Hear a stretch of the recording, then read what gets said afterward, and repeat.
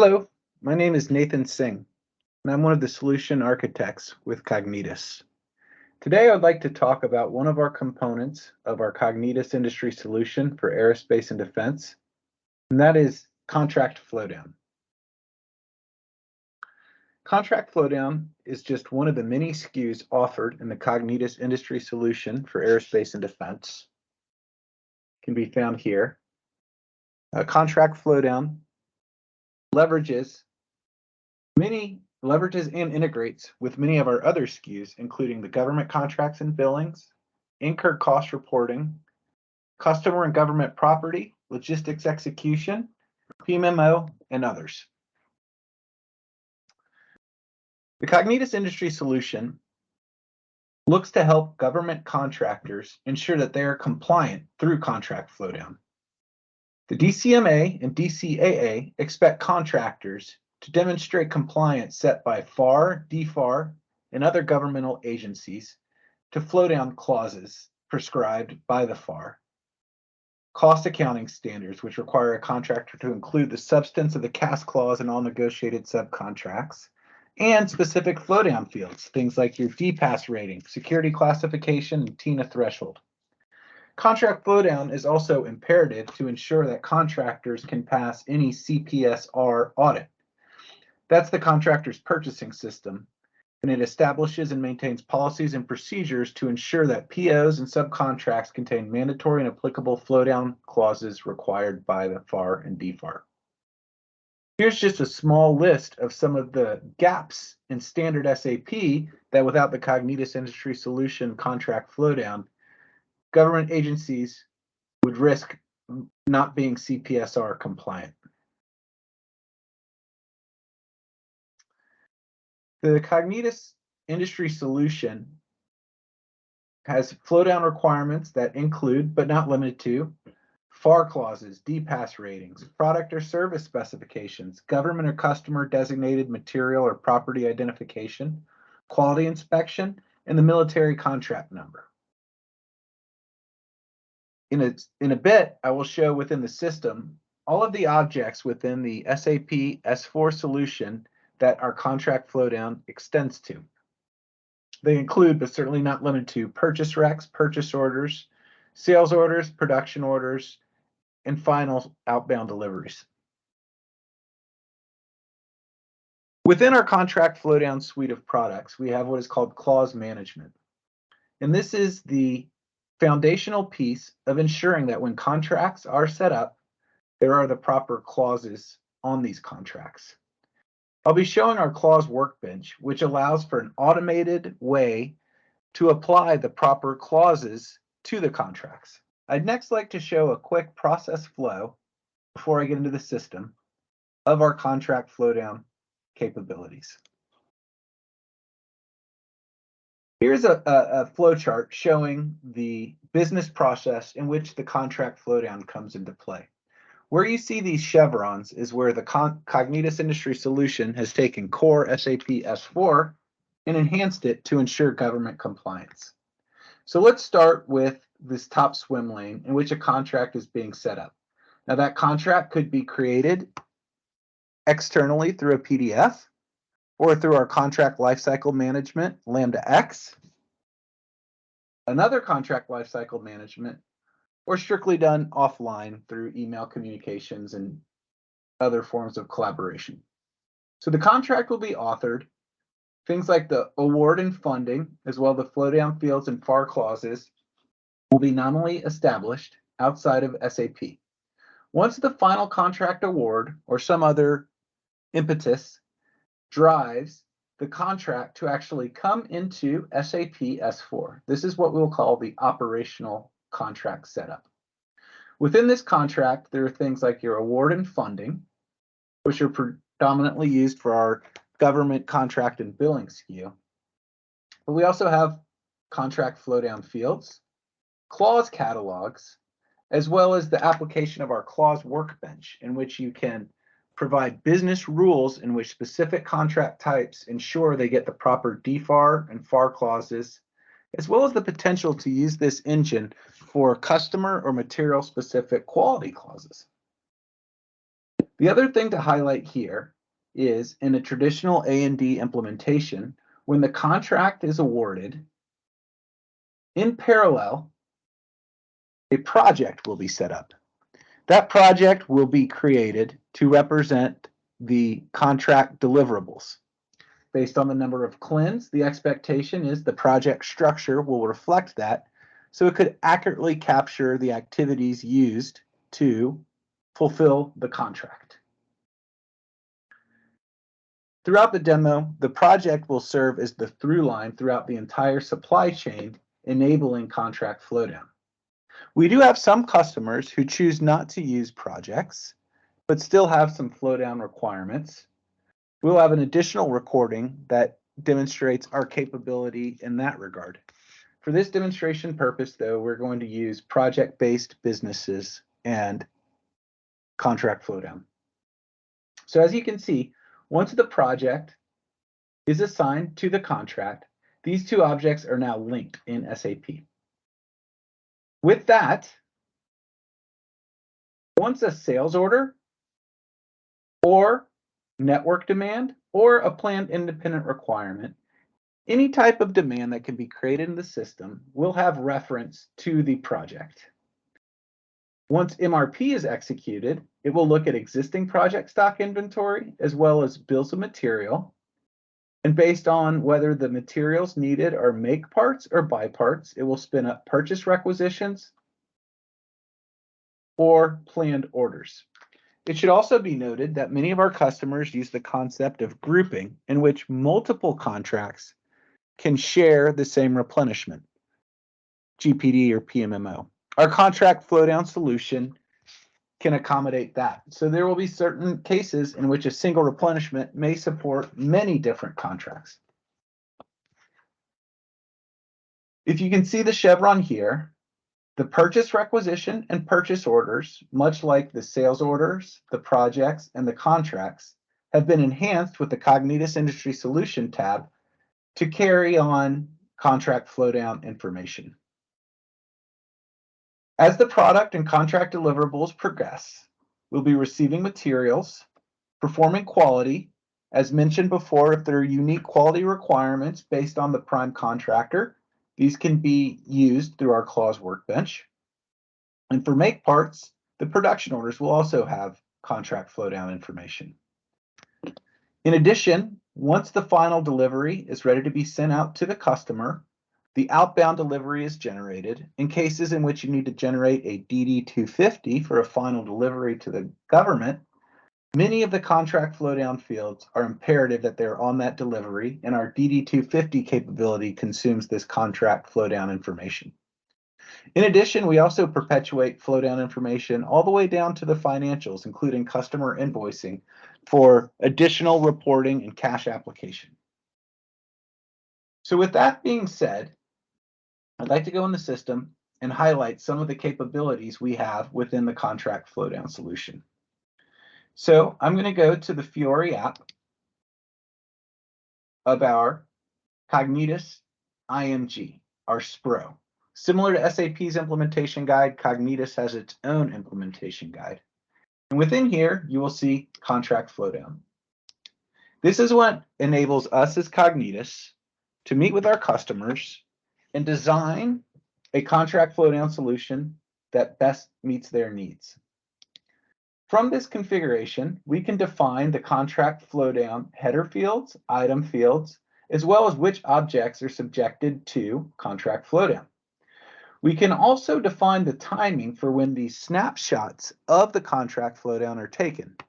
As we all know, MRP is an ever-changing entity, and many times it is imperative that when we submit our purchase orders to our vendors, the contract flowdown specifics that were on the purchase order at the time of submission cannot change based on changing MRP. This is where our define the timing for our contract flowdown snapshot comes in, and we can cover that in depth in follow-on sessions. Specifically, though, I'd like to highlight all of these objects are objects within SAP that we have extended to allow for contract flowdown. Things like your contract, your sales order, delivery, production order, PO, inspection lots, equipment to support government property, accounting documents, billing documents, operative projects, and even in the MRO space from a service notification or service order. Here's a list of all the fields that are available out of the box with Cognitus. Things like your ACRN, cost of money, CLIN, SLIN, project type, DPAS rating. Any field that is required for any type of government agency will be found delivered as part of the Cognitus package. In the event that there are additional fields that need to be added for Contract Flowdown, we have an easy application that can enable customers to add as many fields as they would like to the Contract Flowdown concept. You can also influence the behavior of these fields.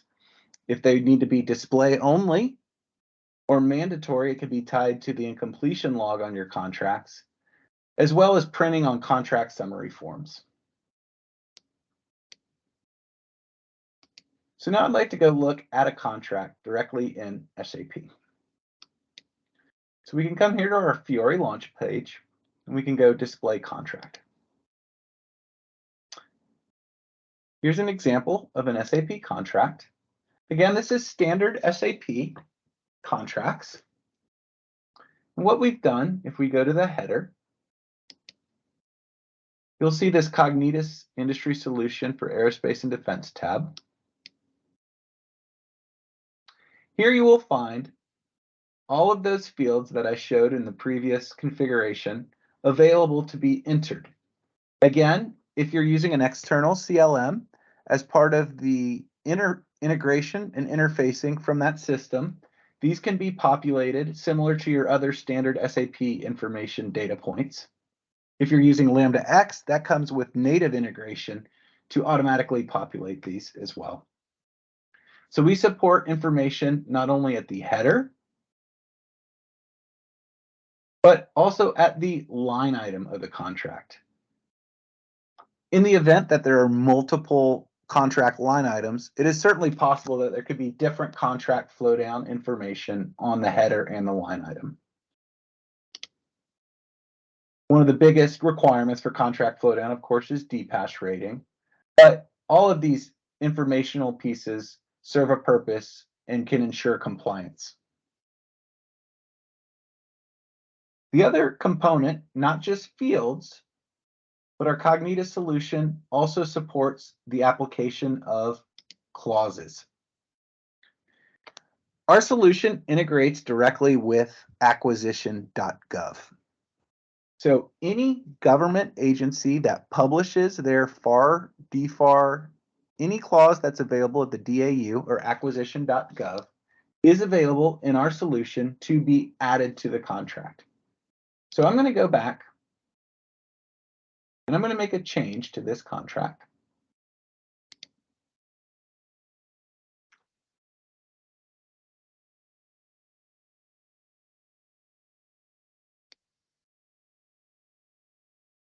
I'm going to come here to the clauses section. And if I want to add additional clauses to the header of this contract, what you'll see here is the clause catalog. As I mentioned, this is pulled directly from acquisition.gov, but we also support the capability to import customer clauses. So if your company has its own set of clauses that would like to leverage this existing functionality, that is certainly an option as well. But as we see here, we have these additional clauses, and if the contract administrator notices that some certain clauses are missing, they can simply click the agency clauses that are there, and it'll pull in all of those clauses that need to be assigned to that contract. In addition, we provide the capability to dictate which downstream objects need to inherit these clauses. Things like a sales order, delivery, production order, scheduling agreement, purchase order,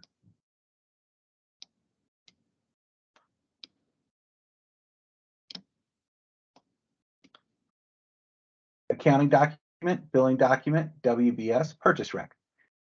So these can all be configured to ensure that what is required is flowing down and what is not desired does not need to flow down.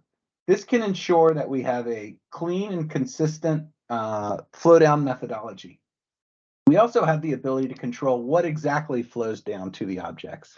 Just the title of the clause, the prescription, or the title and prescription. Now, as you're looking at this, you can imagine it may seem like that's a lot of effort on the contract administrator's part. What I'd like to highlight next is what we call our clause workbench. This is part of the initial setup. As I mentioned, we have the clause catalog.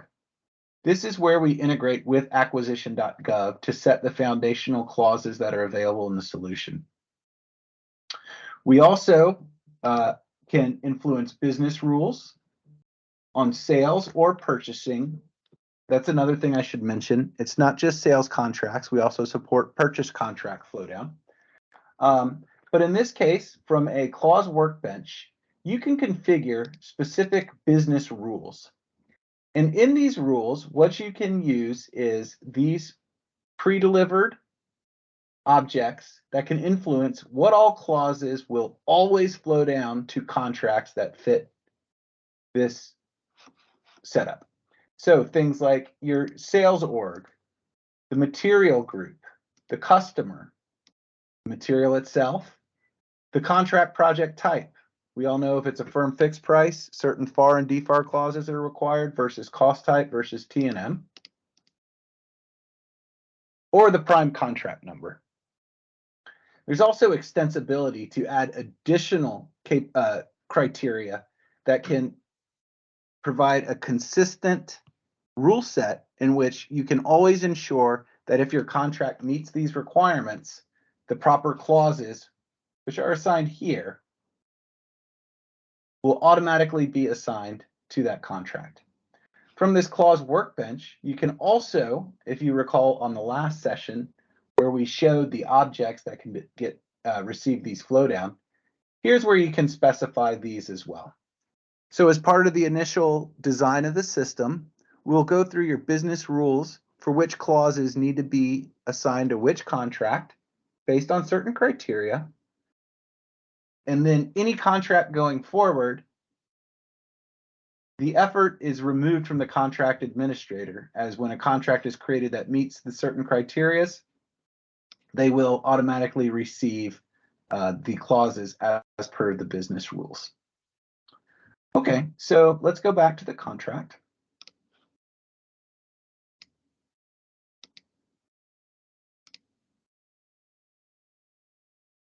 And from here, as I mentioned, the linchpin or the through line throughout the entire solution is the project or the WBS. So I'd like to show where this linkage takes place. You can see here we have .10.01. When we come look at our project builder app, we can see here a fairly basic but representative of a industry standard project structure. Your first level is your contract, and then your performance obligation.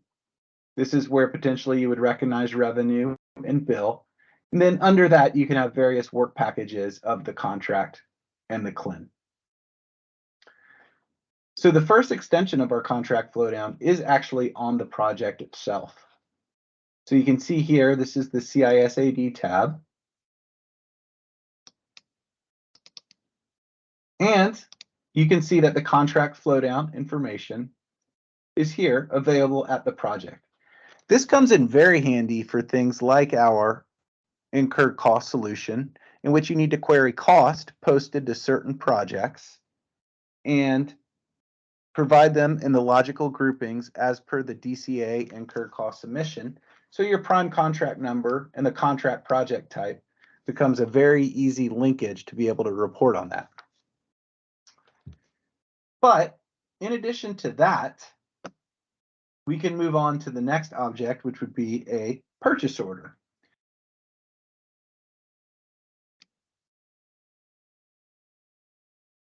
So we go back to the Fiori launch page. And here's a purchase order. We've already created the purchase order. It is a grouped purchase order. And if we go down to our item detail within the contract, within the purchase order, you will see the Cognitus Industry Solution tab. From here, you can click on the Sales Contract Flowdown. And in this case, we've extended the purchase order. It will tell you the MRP driver that drove demand for this. In this case, you can see it's sales order 2000-207. That's the MRP element. And our contract, 202. Here's our contract, 202. When we go look at our header, here's our prime contract number, our contract project type, and our DPAS. And you can see here, prime contract number, contract project type, DPAS rating. That's at the header. The item also perpetuates this information down from the contract item to the PO,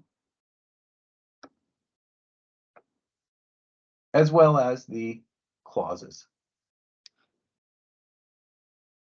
These clauses can be incorporated in any type of output you're going to have in your vendor communications, whether it's EDI or submitting through a printed PDF form. The clauses and contract flowdown fields are part of the Cognitus output and can be included in any type of external collaboration with the vendor. Lastly, I'd like to show the production order. And to do that, let's go look at production order.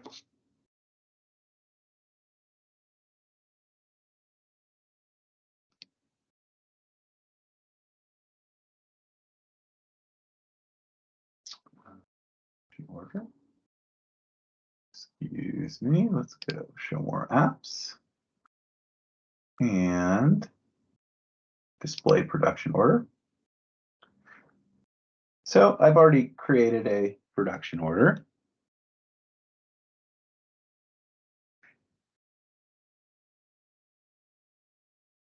$362. And again, similar to the purchase order, you'll see this Cognitus Industry Solution. From a sales contract flowdown, again, we can see relevant to this contract, we see our customer contract number, as well as our prime contract number, contract project type, as well as the clauses flowing down. Now I could go to each of these objects in detail in further sessions to show how all of these objects can make use of the Cognitus Industry Solution contract flowdown. I hope this was helpful. Thank you very much.